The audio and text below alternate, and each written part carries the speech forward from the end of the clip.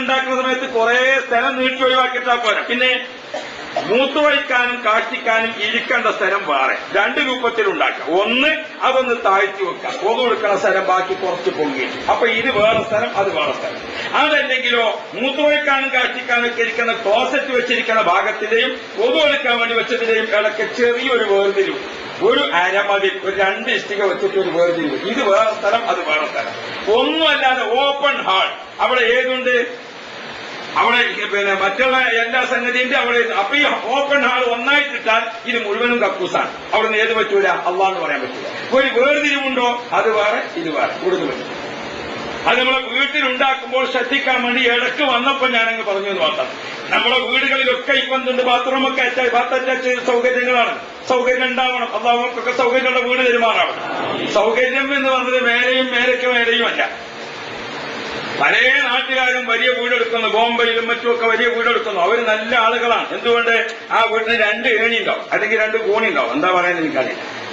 ഒന്ന് ഏണി, ഒന്ന് കോണിയാണ്. വീടിന് വെക്കുന്ന കോണി, മറ്റേ രാഷ്ട്രീയത്തിന്റെ ചിഹ്നത്തിന് ഏണി. ഏതാ വ്യത്യാസം എനിക്കറിയില്ല. അപ്പോ ഏതായാലും 2 ഉണ്ടാവും. എന്തിന്? ഇങ്ങേ ഭാഗത്തുള്ള ചെറിയ കോണിന്റെ ബാക്കിൽ കൂടെ ആ ബാക്കിലുള്ള കോണിയും 2 റൂമും ഉണ്ടായാൽ ബാക്കി വലിയ വീടൊക്കെ ബോംബെയിലും മദ്രാസിലും അഹമ്മദാബാദിലും മറ്റേബാദിലും ഒക്കെ എന്ത് ചെയ്യാണ്? ബാക്കി വാടകയ്ക്ക് കൊടുക്കാണ്, മക്കത്തടക്കം. നമ്മൾ ഈ വലിയ വീട് കണ്ടാൽ കേരളത്തിൽ നമ്മൾ കൊടുത്തു, നമ്മളെ ഗ്രാമത്തിൽ വലിയ വീട്. ഈ വലിയ വീട്ടിൽ ഇപ്പൊ ആരാ താമസിക്കണത്? നമ്മളെ ഭാര്യ 1.5 കുട്ടി. രാത്രി സമയത്ത് അട്ടത്തിന് പൂച്ച ചാടിയിട്ടിട്ടോന്നോ പെണ്ണുങ്ങൾ രാവിലെ അല്ലാതാണ് പോയി വെക്കൂല. കാരണം പേടിയാണ്, എന്തേ സംഭവിച്ചതാവോ. ഇത്ര വലിയ വീടുണ്ടാക്കിയിട്ട് ഉണ്ടാക്കിക്കോളൂ, അതൊരു കൂട്ടർക്ക് വാടക കൊടുത്തേക്ക് 2 കോടി വെച്ചിട്ട്. എന്നാ പിന്നെ അള്ളാഹിനോട് സമാധാനം പറയണ്ടല്ലോ. വലിയ ലക്ഷങ്ങൾ മുടക്കിയിട്ട്, കോടികൾ മുടക്കിയിട്ട് വീട്. ആ വീട്ടിൽ ആരാ താമസിക്കണത്? എന്നാൽ ഇത് ആർക്കെങ്കിലും കൊടുക്കോ? വാടകയ്ക്ക് കൊടുക്കൂല. ആരെങ്കിലും ഉപകാരത്തിന് കൊടുക്കൂല. നമ്മൾ വീട് കൂട്ടിട്ട് പോന്നാലും വേറെ ആരെങ്കിലും താമസിച്ചാലൊക്കെ കേടുവന്നു പോകുന്നുള്ളൊരു ധാരണ അല്ലേ? അതിനേക്കാളും വലിയ ധാരണ വേറെ ഇത് മാറി തന്നില്ലെങ്കിലോ. നമ്മൾ വരുമ്പോ ചിലപ്പോ ഓര് നമ്മളോട് പോകാൻ പറ്റും. നിന്റെ വീടാണ്, ഇയാൾ ഏതാന്ന് എനിക്കറിയില്ല, ഞാൻ ഇവിടെ നിങ്ങൾക്കൊക്കെ അറിയില്ല, ഞാൻ ഇവിടെ എത്രയായി താമസിക്കുന്നു, ഇയാളിപ്പോ ഏതാ എന്ന് ചോദിച്ചാൽ നമ്മളെ കോടി പിടിച്ചിട്ട് അവിടെ ആൾക്കാരുണ്ടാവും. ഇപ്പം വേറെ ഏതോ ആളാണ്. അപ്പൊ ഇതൊക്കെ കൂടെ പല പേടിയായിട്ടാണ് നമ്മൾ ഇരിക്കട്ടെ. ഒരു ആവശ്യത്തിനൊരു വീട് ഒരു മനുഷ്യന് വേണം. അത് അള്ളാഹു നമുക്കൊക്കെ തെരുമാറാണ്. അപ്പൊ ഞാൻ പറയുന്നത്, ആ നല്ല അമ്പരച്ചുംബിയായ വീട്ടിന്റെ ബാത്റൂം ഉണ്ടാക്കുമ്പോൾ എന്തു വേണം? ഒന്ന് ശ്രദ്ധിക്കണം. വീടിന്റെ ബാത്റൂം ഉണ്ടാക്കുമ്പോൾ ഒന്ന് ആ ദിക്റ് ചെല്ലാൻ പറ്റിയ രീതിയിൽ അതൊന്ന് വേർതിരിച്ച്, 2 ഒരു രൂപത്തിൽ ഞാൻ പറഞ്ഞത്. അതേപോലെ തന്നെ വലിയ വീട്, അതേ സമയത്ത് നിസ്കരിക്കാൻ ഒരു മുസല്ലടാൻ വേണ്ടി നോക്കുമ്പോഴോ പറ്റിയ സ്ഥലമൊന്നുമില്ല. പിന്നെ അപ്പൊ പിടിച്ചിട്ട് അങ്ങോട്ട് അടിച്ച് ഇങ്ങോട്ട് വൃത്തിയാക്കി വെച്ച ഒരല്പം സ്ഥലം, ഒരു 2 മുസല്ലക്ക് ഭാര്യക്കും ഭർത്താവിനും ജമാഅത്തായിട്ട് നിസ്കരിക്കേണ്ടി വന്ന, അല്ലെങ്കിൽ 2 ആൾക്കും ഒരു തഹജ്ജുദ് നിസ്കരിക്കേണ്ടി വന്ന ഒരു 2 മുസല്ലടാനുള്ള ഒരു സ്ഥലം. അത് കുട്ടികൾ മൂത്രമൊഴിക്കാത്ത, മാലിന്യങ്ങളില്ലാത്ത, മലക്കുകൾക്ക് എപ്പോഴും വന്ന് വിശ്രമിക്കാൻ പറ്റാവുന്ന ഒരു ചെറിയ സ്ഥലം നമ്മുടെ വീട്ടിലുണ്ടോ? അത് നമ്മൾ ശ്രദ്ധിച്ചിട്ടില്ല. അതേ സമയത്ത് വീട് ഭയങ്കര വീടാണ്. ഞാൻ അങ്ങോട്ടേക്ക് പോകുന്നില്ല. ഹബീബായ മുഹമ്മദുർ റസൂലുള്ളാഹി നബി കരീം സല്ലല്ലാഹു അലൈഹി വസല്ലം തങ്ങൾ ആ വുദൂഇനെ പറ്റി പറഞ്ഞു, എല്ലാ ആരാധനകളുടെയും യോഗ്യതാ സർട്ടിഫിക്കറ്റാണ് ഏത്? വുദൂ. ഖുർആൻ ഓതണോ? യോഗ്യതാ സർട്ടിഫിക്കറ്റാണ് വുദൂ. തവാഫ് ചെയ്യണോ? യോഗ്യതാ സർട്ടിഫിക്കറ്റാണ് വുദൂ. നിസ്കരിക്കണോ? യോഗ്യതാ സർട്ടിഫിക്കറ്റാണ് വുദൂ. യോഗ്യതാ സർട്ടിഫിക്കറ്റ് ശരിയുണ്ടോ എന്ന് നോക്കിയിട്ട് പിന്നല്ലേ അപ്പുറത്തേക്ക് കിടക്കല് അല്ലേ? നമ്മൾ വരുമ്പോൾ പാസ്പോർട്ട് റെഡിയുണ്ടോ, വിസ റെഡിയുണ്ടോ അത് നോക്കിയിട്ടല്ലേ പിന്നെ വിമാനത്തിലേക്ക് ഇങ്ങോട്ട് കയറ്റുള്ളൂ. നമ്മളെ യോഗ്യതാ സർട്ടിഫിക്കറ്റ് റെഡിയാവണ്ടേ? യോഗ്യതാ സർട്ടിഫിക്കറ്റ് വുദൂ എന്നത് ആരാധനകളുടെ യോഗ്യതാ സർട്ടിഫിക്കറ്റാണ്. അതുകൊണ്ട് തന്നെ റസൂലുള്ളാഹി തങ്ങൾ വുദൂവിനെ പറ്റി പറഞ്ഞിടത്തൊക്കെ കാണാം അഹ്സനൽ വുദൂഅ, വുദൂഇനെ നന്നാക്കി. എന്താ നന്നാക്കൽ? ഞാൻ നേരത്തെ ഓർമ്മപ്പെടുത്തിയതുപോലെ ദിക്റ് ചൊല്ലി അങ്ങനെ പഴയ ഉമ്മമാരൊക്കെ വുദൂ എടുക്കുമ്പോൾ എന്ത് ചെയ്യും? ജവനയിൽ ഇങ്ങനെ വെള്ളം എടുത്തിട്ട് മുഖം കഴുകിയാൽ ഒന്ന് കഴുകും. എന്താണത്? ഉർവം മുഹജ്ജിരീന മിൻ ആസാരിൽ വുദൂ. വുദൂഇന്റെ അടയാളത്താൽ കൈകാൽ മുഖം വെളുത്തവരെ. അപ്പോ ഇതാ ഇവിടെ മുതൽക്ക് അങ്ങോട്ട് ഇങ്ങനെ പ്രകാശിച്ച് കാണുന്ന, നമ്മുടെ കൈ ഇവിടെ നിന്ന് അങ്ങോട്ട് പ്രകാശിച്ച് കാണുന്ന, നമ്മുടെ തലമുടി ഇവിടെങ്ങനെ മുഖത്തിന്റെ ചേർന്ന് നിൽക്കുന്ന ഭാഗം പ്രകാശിച്ച് കാണുന്ന, നമ്മുടെ ചെവി പ്രകാശിച്ച് കാണുന്ന, അതാണ് ഒരാൾക്ക് ഇവിടെ മാത്രം വെളുപ്പ്, ബാക്കി എല്ലാ സ്ഥലത്തും വേറൊരു കോലത്തിൽ. രസമുണ്ടാവോ? ഭംഗിയുണ്ടാവും. ഒരാൾക്ക് ഇവിടെ മാത്രം കൊഴുപ്പ്, ബാക്കിയൊക്കെ ഒരു വേറൊരു കോണം രസമുണ്ടാവുമോ? ഒരാൾ നോക്കിയാൽ കാണുന്ന, പെട്ടെന്ന് നോക്കിയാൽ കാണുന്ന ഇതാ. ഇത്രയും ഈ സ്ഥലം മുഴുവനും ഉണ്ടായിരിക്കണം, പ്രകാശിച്ചു നിൽക്കണം. അപ്പൊ അവിടെയൊക്കെ നമ്മൾ ഒതു കൊടുക്കുന്ന കൈ ഒന്ന് തട്ടിയിരിക്കണം. ഒതു കൊടുക്കുന്ന കൈ ഒന്ന് തട്ടി ഫഹ്സനൽ വുദൂഅ. നബി മുഹമ്മദ് റസൂലുള്ളാഹി നബി കരീം സല്ലല്ലാഹു അലൈഹി വസല്ലം തങ്ങൾ പറഞ്ഞു, നന്നായി വുദൂ ചെയ്തിട്ട് ഒരാൾ അള്ളാഹുവിലേക്ക് കൈ ഇങ്ങനെ ഉയർത്തുമ്പോൾ വെള്ളം ഇങ്ങനെ ഉറ്റി വീഴുന്നില്ലേ? ഈ ഉറ്റി വീഴുന്ന വെള്ളത്തെ നിങ്ങൾ കാണുന്നില്ലേ?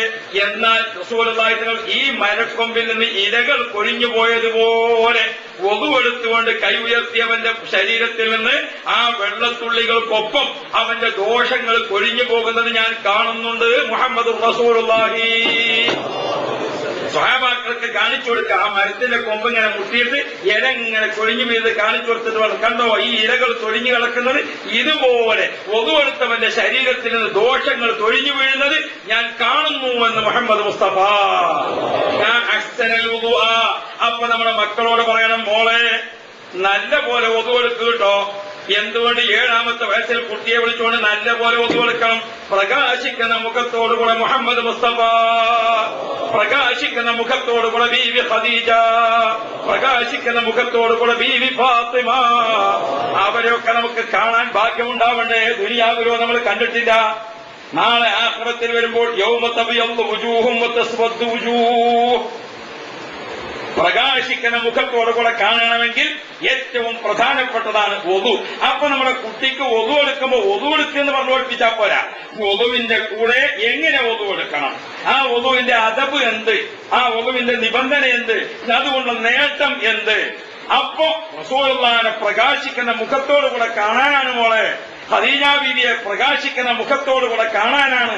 അത് കുട്ടിയെ 7 വയസ്സിൽ പഠിപ്പിച്ചു വെച്ചാൽ ആ കുട്ടിക്ക് 70 വയസ്സായാലും അത് ഓർമ്മയുണ്ടാകും. അത് 7 വയസ്സിന് മുമ്പ് കുട്ടിയുടെ മനസ്സിൽ, ആത്മാവിൽ ഊട്ടി ഉറപ്പിക്കാൻ വാപ്പക്ക് കഴിയുമ്പോൾ ആ വാപ്പ, എന്റെ വാപ്പ എനിക്ക് ചെറുപ്പത്തിൽ തന്ന ഉപദേശം, എന്റെ ഉമ്മ എനിക്ക് ചെറുപ്പത്തിൽ തന്ന ഉപദേശം, അത് കുട്ടിയുടെ മനസ്സിലുണ്ടാകും.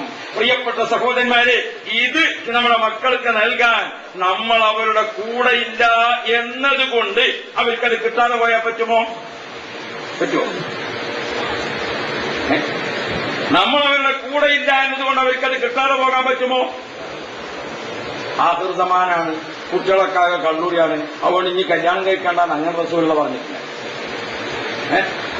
മക്കൾ ഉണ്ടായവരെ കൊണ്ടുള്ള ബുദ്ധിമുട്ട് കണ്ടുവെക്കുമ്പോൾ ഒരു ചങ്ങായി തീരുമാനിക്കാണ്, ഞാൻ ഇനി കല്യാണം തന്നെ കഴിക്കണില്ല. കാരണം മക്കൾ ഉണ്ടായിട്ട് വിഷമാകണ്ട. പ്രതിസന്ധിയുടെ കൂമ്പാരങ്ങൾക്ക് മധ്യേ നന്മയെ വളർത്തിയെടുക്കാൻ സാധിക്കണം. പ്രശ്ന സങ്കീർണതയുടെ മധ്യത്തിൽ നിന്നുകൊണ്ട് നമുക്ക് കാര്യങ്ങൾ നേടിയെടുക്കാൻ വേണ്ടി സാധിക്കണം. അതാണ് കഴിവ്. അതിനാണ് അല്ലാഹു തആല മനുഷ്യനെ പടച്ചത്. മനുഷ്യനെ ഇബ്ലീസ് അപ്പുറത്ത്, ഇബ്ലീസിനെ പോലുള്ള ആളുകൾക്ക് മറ്റത്ത്. ഏതെല്ലാം സൈസിലെ ഒരു സ്ഥലത്താണ് ചെല്ലുന്ന സമയത്ത് ഇബ്ലീസ് ഏതെല്ലാം കോലത്തിലുണ്ടാവും. ഏതെല്ലാം കൊല്ലത്ത് എത്രമാത്രം ഇബ്ലീസിനെ കണ്ട ആളാണ് നമ്മുടെ എപി ഉസ്താദ്, അള്ളാഹു ദീർഘായുസ്സ് കൊടുത്തത്. പഴയ രൂപത്തിലുള്ള ഇബ്ലീസുകളെ അടുത്തും ദൂരെയും ഒക്കെ എത്തി കണ്ടതിന്റെ മുമ്പിൽ ആ പ്രതിസന്ധികൾക്ക് മധ്യേ അതിനെ തരണം ചെയ്തുകൊണ്ട് പോകാൻ സാധിക്കണം. അതാണ് ഹബീബായ റസൂലുള്ളാഹി എല്ലാ സ്ഥലത്തും ഞാൻ ഓർമ്മപ്പെടുന്നത്.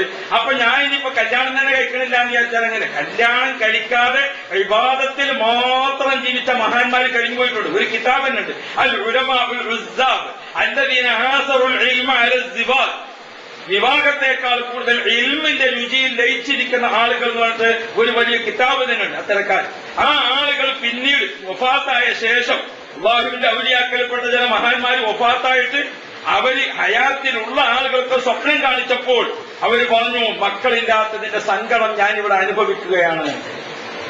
മക്കളില്ലാത്തതിന്റെ സങ്കടം ഞാനിവിടെ അനുഭവിക്കുകയാണ്. എന്തുകൊണ്ട്?